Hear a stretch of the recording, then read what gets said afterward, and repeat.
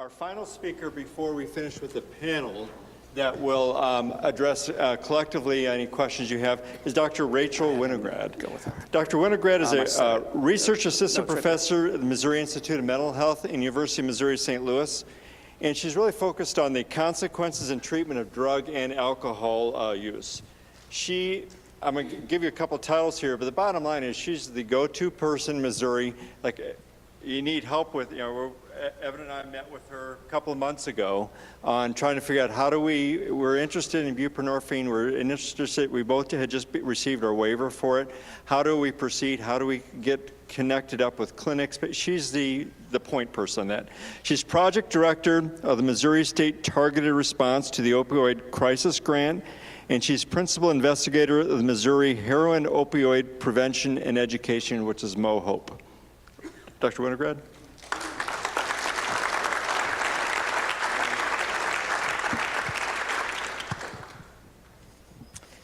Hi, thanks so much for having me. I'm really excited to be here and to close out an excellent day. So I was tasked to spend the last few minutes really engaging with folks about, okay, what are we supposed to do now? What's going on and how can you help? So I'm going to try to touch on those while also underscoring some of the main points that we've talked about today. So we've got a problem, we know that. We don't need another event about awareness building, and I appreciate that today was not that.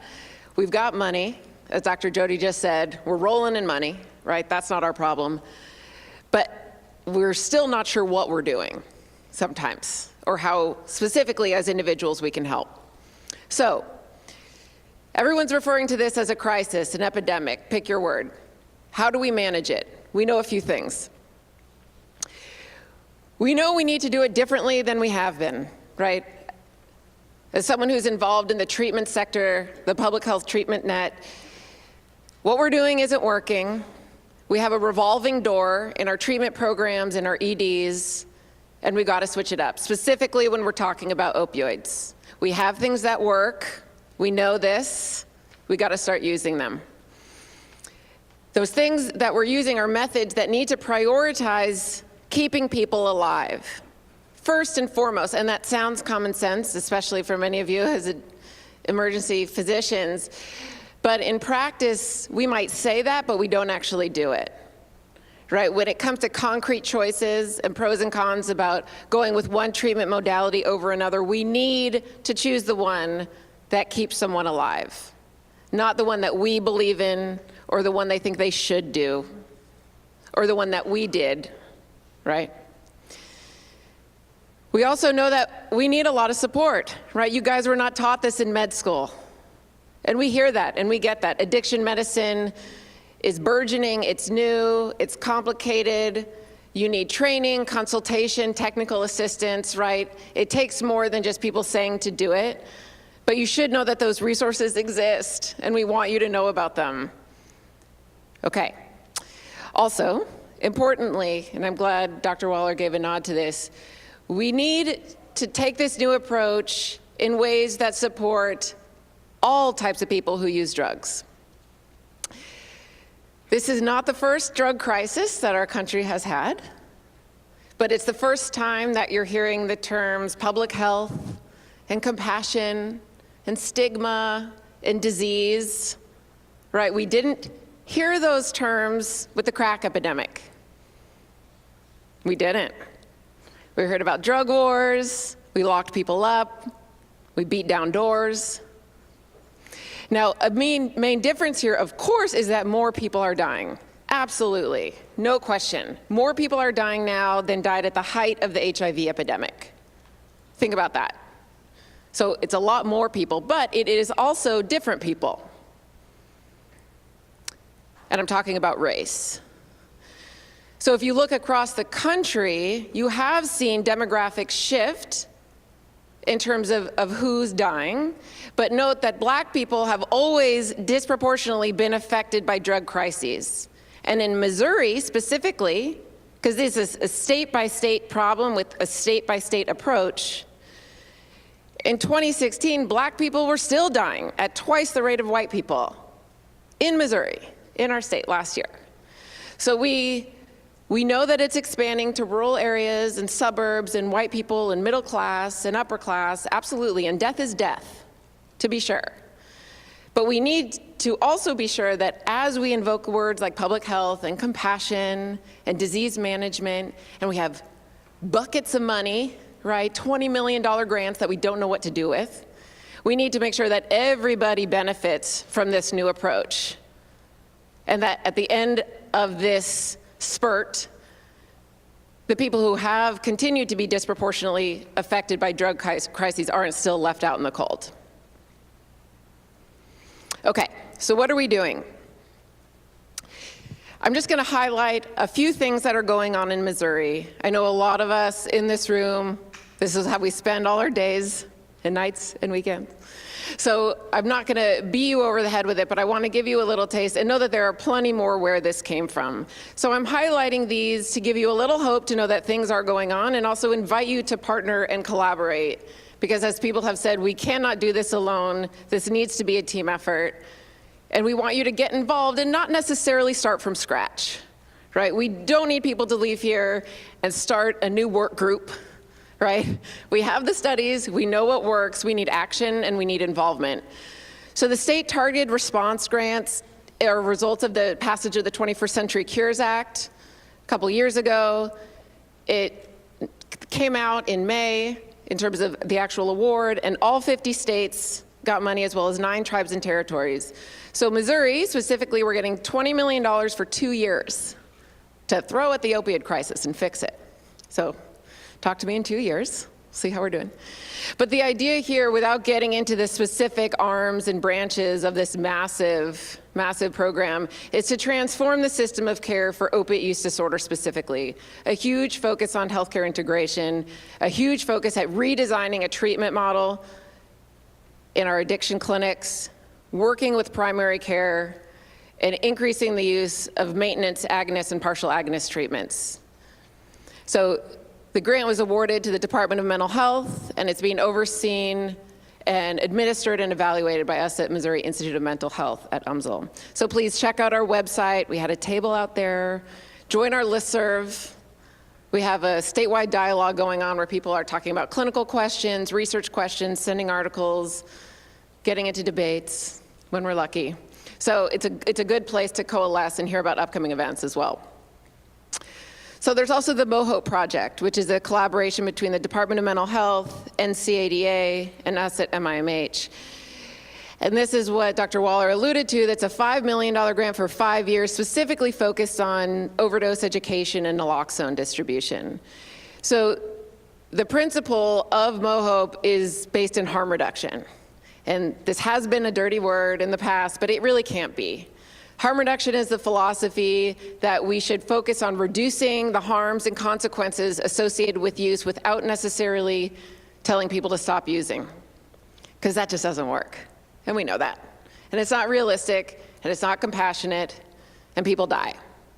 So this project is focused on not only distributing naloxone, but distributing training to emergency responders, healthcare providers, social service agencies. So check out our website, request a training, or better yet, just start doing it. You guys are doctors. You know what naloxone is.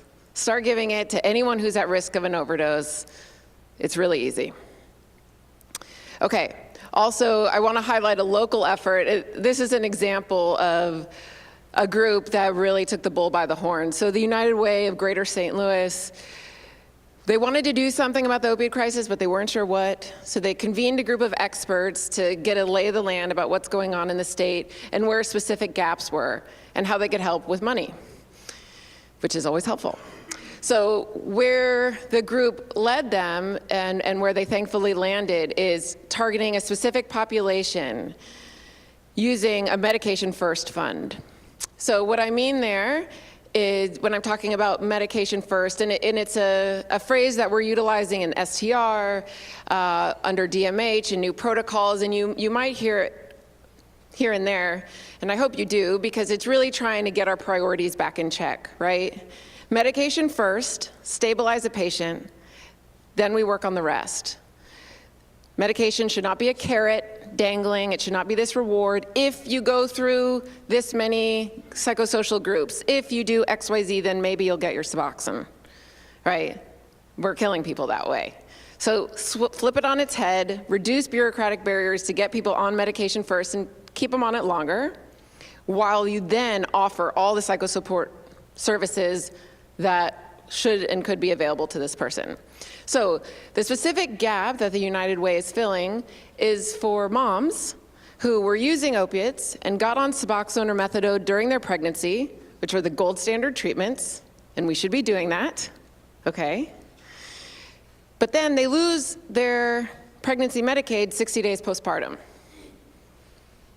And then what are they supposed to do? They can't get coverage for their medicine unless they go to one of our safety net addiction clinics, which, let's be honest, we don't have the capacity to see all these people. This is our safety net for the uninsured and Medicaid covered, but lines are around the block. So for this particularly vulnerable population, new moms, 60 days out, who had an opiate use disorder and have been maintained on buprenorphine or methadone, they need to keep their medication.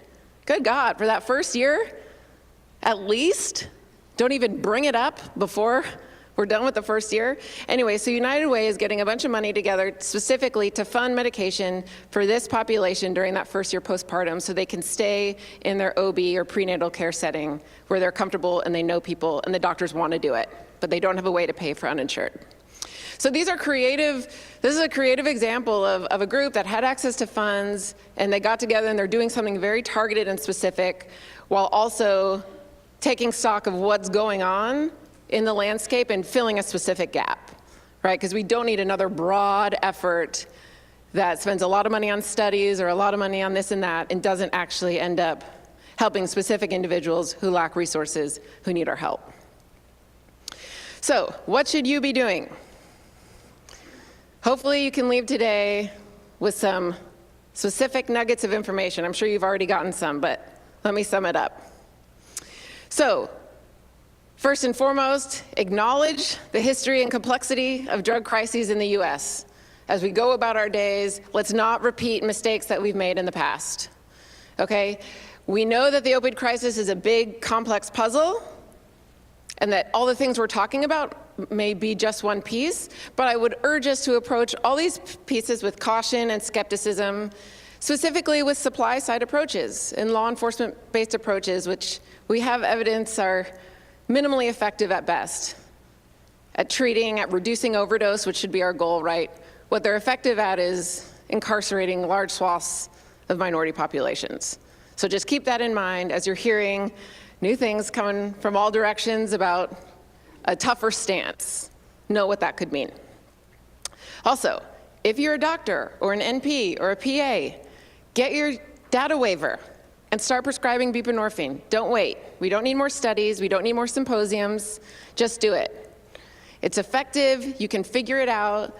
Dr. Schwartz is such a pioneer and such an inspirational example of someone who identified this need in his care setting and started doing it. Every day that we go without providing this medication is another day that people don't have access to it who need it. If you're in the hospital, you don't even need your waiver. You can just start prescribing it, or not prescribing it for outside, but you can start giving it in the hospital. So of course we know that you need help in the community and we're working on that. Trust that, we're doing trainings, we're paying for the treatment, we're doing technical assistance and consultation, but your hospital piece is huge, and you know that. So get them started, refer to community care, and get those processes moving. Also, incorporate naloxone into your practice. This is perhaps the lowest hanging fruit out there. Naloxone is super easy. You can teach someone how to use it in 30 seconds. You have a 10-minute conversation with them and their family about how to identify overdose and prevent one from happening in the future. Anyone who comes into your ED for overdose should leave with naloxone. It's the least you could do. Also, be a clinical champion. We need that, right? With any sort of new thing that people have hesitation about, they need to see peers leading the way. It can be totally stuck with bureaucracy and administrative hurdles, but don't take no for an answer. Keep going. You can figure it out. This is what we need to be doing, and there's power in numbers for sure. Also, educate yourself and others on what works. Today is a good start. If this is new to you, keep reading on it. Talk to people, educate your colleagues and your patients. A huge piece of this needs to be informed patient choice. And all too often, these people that we're seeing have no idea what options are available to them and the evidence behind each of them. So, thank you. Please be part of the solution. We really need it.